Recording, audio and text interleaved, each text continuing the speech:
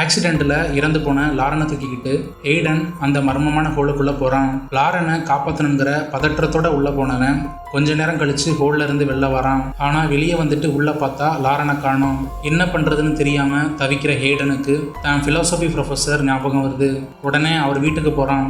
கதவை திறந்து வெளியே வந்த ப்ரொஃபஸர், வா எய்டன், என்ன இந்த நேரத்தில்னு கேட்குறாரு. இல்லை ப்ரொஃபஸர், நீங்கள் தானே சொன்னீங்க எப்போ எந்த டவுட்னாலும் உதவி தேவைப்பட்டாலோ என் வீட்டுக்கு வான்னு, அதான் வந்தேன்னு சொல்கிறான். சரி வான்னு உள்ளே கூப்பிட ஏடன் உள்ளே வரும்போது அங்கே ஏற்கனவே 2 பேர் இருக்காங்க. அவங்க 2 பேருமே ப்ரொஃபஸர்ஸ் தான். ஏடனை அவங்க கிட்ட கூட்டிகிட்டு போய், இவன் பேர் ஏடன், என்னோட ஃபிலாசபி கிளாஸில் இவன் தான் டாக்டர் ஏடன்னு பெருமையாக அறிமுகப்படுத்துறாரு. இப்போ என்ன விஷயமா வந்தேன்னு சொல்லி கேட்குறாரு. ஏடன் தன் மனசில் இருக்கிற உண்மையை மறைச்சு, இல்லை ப்ரொஃபஸர், நான் ஒரு புக் எழுதிக்கிட்டு இருக்கேன், டைம் ட்ராவல் பற்றின கதை. அதில் எனக்கு ஒரு சில டவுட்ஸ் இருக்குது, அதை உங்ககிட்ட கேட்டு தெளிவுபடுத்திக்கலான்னு வந்தேன் சொல்றான். என்னோட கதையில ஒருத்தன் இருக்கான், அவனோட ரூம்ல ஒரு மர்மமான ஹோல் இருக்கு. அந்த ஹோலுக்குள்ள போனா பேக்வேர்ட்ஸ் மட்டும்தான் போக முடியும், ஃபார்வர்ட் போக முடியாதுன்னு சொல்றான். நேற்றைய நாளைக்கு, அதாவது பாஸ்ட்டுக்கு மட்டும்தான் போக முடியும், ஃபியூச்சருக்கு போக முடியாதுன்னு சொல்றான். சரி, இப்போ அதுல உனக்கு என்ன டவுட்னு கேட்க, இல்லை ப்ரொஃபஸர், அங்கே ஒரு கார் ஆக்சிடென்ட் நடக்குது. இப்போ நம்ம பாஸ்ட்டுக்கு போனால் அதை எப்படி நம்ம சரி பண்ணுறது, அதை சரி பண்ண முடியுமா அப்படின்னு கேட்குறான். இதை கேட்ட ஒரு ப்ரொஃபஸர், இரு உனக்கு தெளிவாக விளக்குறேன்னு சொல்லி ஒரு பேப்பரை எடுத்து அதில் ஒரு படத்தை வரைஞ்சி காட்டுறாரு. இதோ பாரு ஏடன், இந்த கோடு தான் உன்னோட வாழ்க்கை, இந்த புள்ளி தான் நீ இன்னைக்கு இருக்கிற இடம், கோட்டுக்கு பின்னாடி இருக்கிற இந்த புள்ளி தான் நீ நேற்று இருந்த இடம்னு வச்சுப்போம். இப்போ நீ கோலுக்குள்ளே போய் நேற்றைய நாளுக்கு போகும்போது நீ இதே கோட்டில் பின்னாடி போகலை, அங்கே தான் ஒரு மேஜிக் நடக்குது.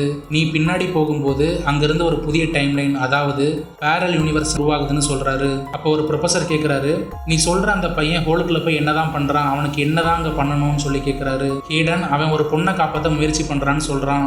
ஹேடன் அந்த வரைபடத்தை பார்த்து கேட்குறான், அவன் ஏற்கனவே அந்த பேரல் யூனிவர்ஸில் தான் இருக்கான். ஏன்னா அவன் டைம் ட்ராவல் பண்ணுறதுக்கு முன்னாடியே அவனோட ஃபாஸ்ட் வருஷங்கள் அவனை வந்து பார்த்துருக்காங்கன்னு சொல்கிறான். அதுக்கு ப்ரொஃபஸர், நீ எழுதின கதையை பார்த்து நீயே குழம்பிட்ட மாதிரி இருக்கேன்னு சொல்கிறாரு. ஆமாம் சார், அப்போ என்ன சார் பண்ணுறது, இதில் எந்த ஒரு பேட்டர்னுமே இல்லைன்னு சொல்கிறான். அவன் அந்த விபத்தை தடுக்க எவ்வளவோ முயற்சி செஞ்சும் அது செட் ஆகலைன்னு சொல்கிறான். ப்ரொஃபஸர் கொஞ்ச நேரம் யோசிச்சுட்டு, ஒருவேளை அவனால் அவனோட சொந்த எதிர்காலத்தை மாற்ற முடியலன்னா என்ன, அவனால் இன்னொரு பரிமாணத்தில் இருக்கிற, அதாவது இன்னொரு டைமென்ஷனில் இருக்கிற அவனோட வேறொரு வெர்ஷனோட எதிர்காலத்தை கண்டிப்பாக மாற்ற முடியும்னு சொல்கிறாரு. இதை கேட்ட ஏடன் தட்ஸ் சொல்கிறான். எதனால் அப்படி சொல்கிறான்னா, எவ்வளவோ கஷ்டப்பட்டு டைம் ட்ராவல் பண்ணியும் அவனோட சொந்த லாரனை காப்பாற்ற முடியாதுன்னு சொல்கிறதுனால வேற ஒரு டைம் லைனில் இருக்கிற லாரனை தான் காப்பாற்ற முடியுங்கிற அந்த உண்மையை தெரிஞ்சுக்கிட்டு ரொம்ப கஷ்டப்படுறான். பேசி முடிஞ்சுட்டு ஏடன் கிளம்பும்போது ப்ரொஃபஸர் அவனை வீட்டு வாசல் வரைக்கும் வந்து வழி அனுப்புகிறாரு. அப்போ ப்ரொஃபஸர் ஏடன் கிட்ட, உன் கதையில் அவன் கடந்த காலத்துக்கு மட்டும்தான் போக முடியும்னு சொன்னியே, அது உண்மையான்னு கேட்குறாரு. ஆமாம் சார், அவனால் கடந்த காலத்துக்கு மட்டும்தான் போக முடியும் அப்படின்னு சொல்கிறான். சரி ஓகே, அப்படி பின்னாடி போனால் அவன் ஏதாச்சும் நல்ல விஷயத்துக்கு மட்டும் போகட்டும், தேவையில்லாத விஷயத்தெல்லாம் போய் தலையிட்டுட்டு தேவையில்லாத பிரச்சனைகளில் போய் மாட்டிக்க வேணான்னு உன்னோட ஈரகுட்டை சொல்லுன்னு சொல்லி வழி அனுப்பி வைக்கிறாரு. ஏடனும் கண்டிப்பாக சார் ரொம்ப நன்றின்னு சொல்லிட்டு அங்கேருந்து கிளம்புறான். அங்கேருந்து கிளம்பி ஏடன் ஏதோ ஒரு யோசனையோட சூப்பர் மார்க்கெட்டில் ஏதோ ஒன்று பார்த்துக்கிட்டு இருக்கான். அப்போ அங்கே திடீர்னு வந்த போலீஸ் ஏடனை பிடிச்சி அரெஸ்ட் பண்ணுறாங்க. ஸ்டேஷனில் வச்சு ஏடனை கஸ்டடியில் போட்டு போலீஸ் தீவிரமாக விசாரிக்கிறாங்க. உங்ககிட்ட நாங்கள் என்ன சொன்னோம், ஹாஸ்பிட்டலை விட்டு போகக்கூடாதுன்னு தானே சொன்னோம், நீ எதுக்கு ஹாஸ்பிட்டலை விட்டு ஓடுன, நீ தான் அவளை கொலை பண்ணியிருக்க, கேஸ் வந்திருக்கணும் பயந்துட்டு தானே ஓடணுன்னு மிரட்டுறாங்க. சார் இல்லை சார், நான் அதுக்காக எல்லாம் ஓடலை சார், உண்மையிலே நான் எதுக்காக ஹாஸ்பிட்டலை விட்டு போனேன்னு எனக்கே தெரியல சார்னு சொல்கிறான். போலீஸ் கடுப்பாகி, எங்களை பார்த்தா உனக்கு கிறுக்கு மாதிரி இருக்காடான்னு சொல்லி கேட்க ஏடன் வேற வழியே இல்லாமல், சார் நான் உண்மையை சொல்கிறேன், நான் டைம் ட்ராவல் பண்ணி ஒரு நாள் முன்னாடி போனேன் சார், அந்த கார் ஆக்சிடெண்ட்டை தடுத்து அவளை காப்பாற்றணும்னு தான் சார் போனேன்னு உண்மையை சொல்கிறான். போலீஸ் சிரிச்சுக்கிட்டே, ஓஹோ எங்களை பார்த்தா உனக்கு லூசு மாதிரி தெரியுதா, சரிப்பா நீ ஒரு நாள் முன்னாடியே போனதா வச்சுப்போம், அப்போ நீ அவளை கொலை பண்ணியிருக்க, அந்த கொலையை மறைக்கலானே பின்னாடி போனேன்னு சொல்லி கேட்டு அவனை சித்திரவதை பண்ணுறாங்க. அப்புறம் நக்கலா, சரி நீ தான் டைம் ட்ராவல் பண்ணுவியே, அப்போ ஏன் இந்த கஸ்டடியில் வந்து மாட்டிக்கிட்டு முழிக்கிற, பின்னாடி போய் உன் மேலே எந்த கேஸும் வராத மாதிரி மாற்றி உன்னை நீயே இங்கேருந்து தப்பிக்க வைக்க வேண்டியதானேன்னு கேட்குறாங்க. இதை கேட்ட ஹேடன், சார் இதை நான் யோசிச்சே பார்க்கல சார், நீங்கள் உங்கள் ஐடியாவுக்கு நன்றி சார்னு சொல்கிறான். அவன் அப்படி சொல்லிக்கிட்டு இருக்க அடுத்த நொடியே அந்த கட்டிடத்துக்குள்ள பயங்கரமான எமர்ஜென்சி அலார சத்தம் கேட்குது. யாரோ உள்ள நுழைஞ்சிட்ட மாதிரி ஒரு கூச்சல் ஏற்படுது. போலீஸ்காரங்க பதற்றமாகி ஹேடனை வெளியே கூட்டிட்டு வராங்க. வெளியே ஒரு கம்பத்தில் கைவிலங்கு போட்டு பூட்டுறாங்க. அதே கம்பத்தோட மறுபக்கம் ஏற்கனவே ஒருத்தனை கட்டி வச்சிருக்காங்க. அந்த கைரி லூசு மாதிரி குதிச்சுக்கிட்டு, என்னோட டான்ஸ் ஆடு, என்னோட டான்ஸ் ஆடுன்னு கூப்பிடுறான். ஹேடன் கடுப்பாகி போடாங்கட்டுன்னு சொல்ல அவன் டான்ஸ் ஆடிக்கிட்டே இருக்கும்போது தற்செயலா பின்னாடி இருக்கிற ஒரு குப்பை தொட்டியை தள்ளி விட்டுறான். அதுக்கு அடியில ஒரு கட்டிங் பிளேடு இருக்கிறத ஹேடன் கவனிக்கிறான். டக்குன்னு யோசிச்ச ஈடன் சரி நான் உன்னோட டான்ஸ் ஆடுறேன், நீ இந்த பக்கம் வான்னு சொல்றான். அந்த கைரியும் சந்தோஷமா பக்கத்துல வந்து டான்ஸ் ஆடுறான். ஈடன் மெதுவா அந்த கட்டிங் பிளேட காலால நகர்த்தி எடுத்து அவங்க கிட்ட கொடுத்து, நான் உன்னோட டான்ஸ் ஆடுறேன்டா, ஆனா முதல்ல இந்த செயினை கட் பண்ணு, நம்ம 2 பேரும் சேர்ந்து டான்ஸ் ஆடலான்னு சொல்றான். அவனை சிரிச்சுக்கிட்டே அந்த செயினை கட் பண்றான். செயின் கட் ஆன உடனே ஈடன் அங்கிருந்து குடுகுடுன்னு ஓட ஆரம்பிக்கிறான். போலீஸ் காரை வச்சு அவனை துரத்திட்டு வராங்க.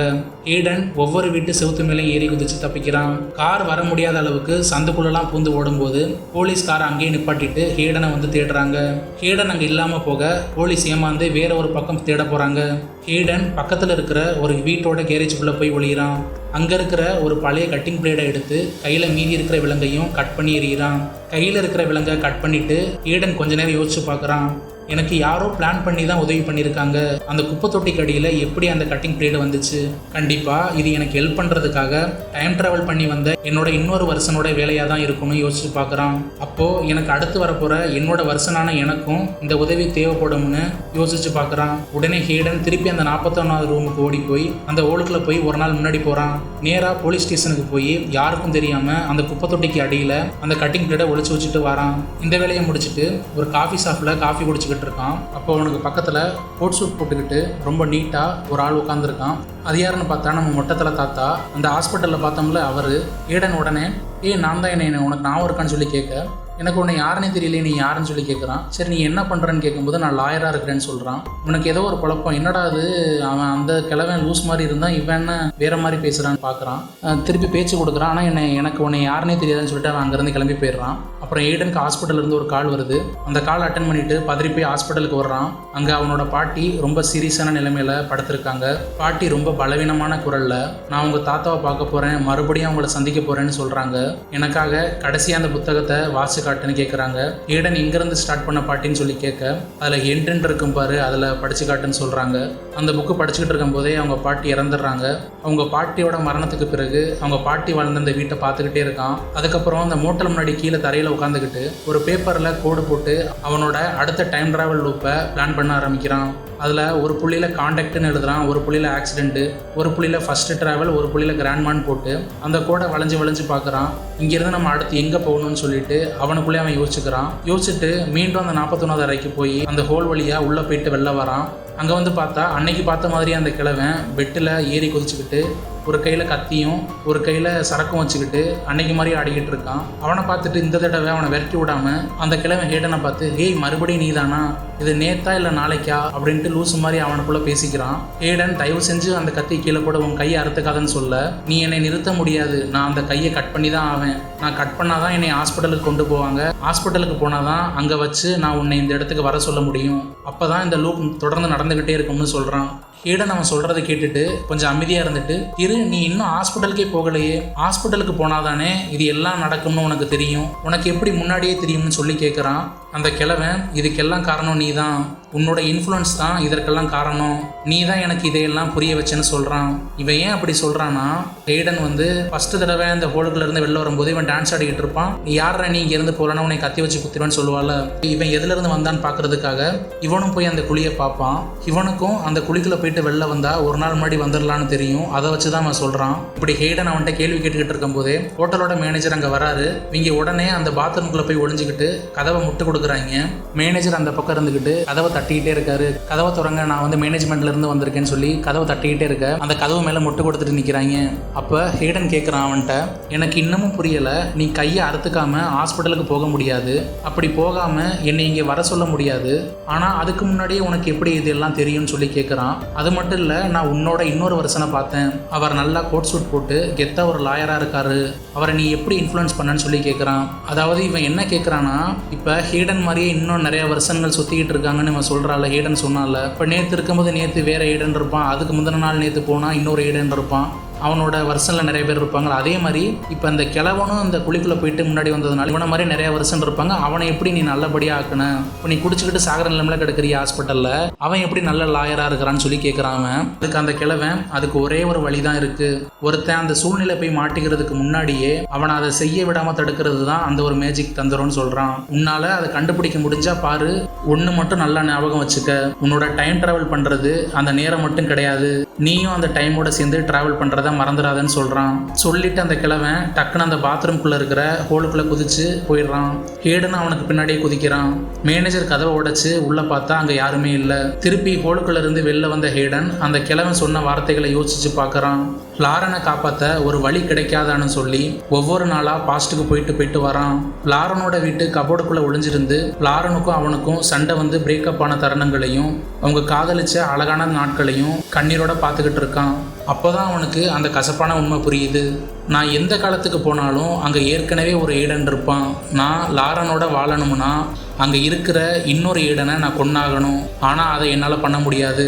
என்னோட ரியாலிட்டியில் லாரன் இறந்துட்டா அவள் திரும்பி வரப்போகிறது இல்லை. வேற ஒரு ரியாலிட்டியில் இருக்கிற லாரனை காப்பாற்றினாலும் அவள் கூட நான் வாழ போகிறது கிடையாது. இன்னொரு ஏடன் தான் வாழ போகிறான் அப்படிங்கிற உண்மையை புரிஞ்சுக்கிட்டு மனசு உடைஞ்சு போகிறான். அப்புறம் என்னோட வாழ்க்கையை தான் என்னால் காப்பாற்ற முடியலை. ஆனால் இறந்து போன என்னோட பாட்டி ஆசைப்பட்ட மாதிரி அவங்கள என் தாத்தாவோட சேர்க்க முடியும்னு முடிவெடுத்து தாத்தா உயிரோடு இருந்த பல வருடங்களுக்கு முன்னாடி இருந்த காலத்துக்கே வந்துடுறான். அங்கே ஒரு அழகான ஆத்தங்கரை ஓரமாக அவங்க தாத்தா தனியாக கோல்ஃப் விளையாண்டுட்டு இருக்க. ஹேடன் மெதுவாக அங்கே போய், ஹலோ சார், நான் டவுனுக்கு போகணும், எந்த வழியாக போகணும்னு சொல்லுங்கன்னு சொல்லி கேட்குறான். அவங்க தாத்தா சிரிச்சுக்கிட்டே, தம்பி நீங்கள் இந்த டவுனை விட்டு ரொம்ப தூரம் தள்ளி வந்துட்டீங்க, சரி வாங்க என்னோட வீட்டுக்கு வாங்க, நான் உங்களை காரில் கூட்டிகிட்டு போகிறேன்னு சொல்லிட்டு அந்த தாத்தாவோட வீட்டுக்கு ஹேடனை கூட்டிட்டு போறாரு. நான் தாத்தான்னு சொல்றேன்னு நினைக்காதீங்க, இது இவனோட எங்கர் வசனான தாத்தா, அதனால தாத்தான்னு சொல்றேன். போற வழியில அந்த தாத்தா அவனை உற்று நோக்கி பார்த்துட்டு, உங்களை நான் ஏற்கனவே எங்கேயாவது பார்த்துருக்கலான்னு சொல்லி கேட்கிறாரு. இவனும் இல்ல சார், அப்பதான் நம்ம ஃபர்ஸ்ட் டைம் மீட் பண்றோம்னு சொல்றான். இப்படி பேசிக்கிட்டே அவங்க வீட்டுக்கு வந்துடுறாங்க. அங்க அவரோட மனைவியை ஹேடனுக்கு அறிமுகப்படுத்துறாங்க. இவங்க தான் அவனோட பாட்டி. ஏ டியர், இவர் தான் ஹேடன், டவுனுக்கு போக வழி கேட்டாரு, நான் அவரை போய் டிராப் பண்ணிட்டு வந்துடுறேன்னு சொல்ல அவங்க பாட்டி சரிங்க. அப்படியே போகும்போது இந்த புத்தகத்தை மறக்காம லைப்ரரியில் ரிட்டர்ன் பண்ணிருங்கன்னு சொல்றாங்க. அவங்க பாட்டியும் ஹேடனை பார்த்துட்டு, உங்களை நான் ஏற்கனவே பார்த்துருக்கேன்னு சொல்லி கேட்குறாங்க. ஹேடன் கொஞ்சம் எமோஷனல் ஆகி, இல்லை நான் உங்களை இது வரைக்கும் இதுக்கு முன்னாடி நான் பார்த்தது கிடையாதுன்னு சொல்கிறான். ஹேடன் அவங்கள்ட்ட நான் போயிட்டு வரேன்னு சொல்லிட்டு கிளம்புறான். காரில் டவுனுக்கு வந்து சேர்ந்ததும் தாத்தாவுக்கு அடுத்த நாள் என்ன நடக்க போகுதுன்னு தெரிஞ்ச ஹேடன் அவங்க பாட்டி அவன்கிட்ட தாத்தா இந்த காரணத்தினால தான் இறந்தாங்கன்னு சொல்லியிருப்பாங்க, அதை சேஞ்ச் பண்ணுறதுக்கு தான் இப்போ வந்திருக்கான். அவங்க தாத்தா எதனால் இறந்துருப்பாங்கன்னா, அவர் எப்பவும் ஆத்தங்கரை ஓரமாக கோல்ஃப் விளாண்டுக்கிட்டு இருக்க அந்த நாள் அதுவுமா அவர் கோல்ஃப் விளாண்டுற பந்து தண்ணிக்குள்ளே விழுவ அதை போய் எப்படியாவது எடுத்துடணும்னு சொல்லிட்டு தன்னோட சட்டையை கழட்டிட்டு போய் எடுக்க போகும்போது அவர் அலையோடு அடிச்சுட்டு போயிட்டு அதில் இறந்துருவார்னு சொல்லியிருப்பாங்க.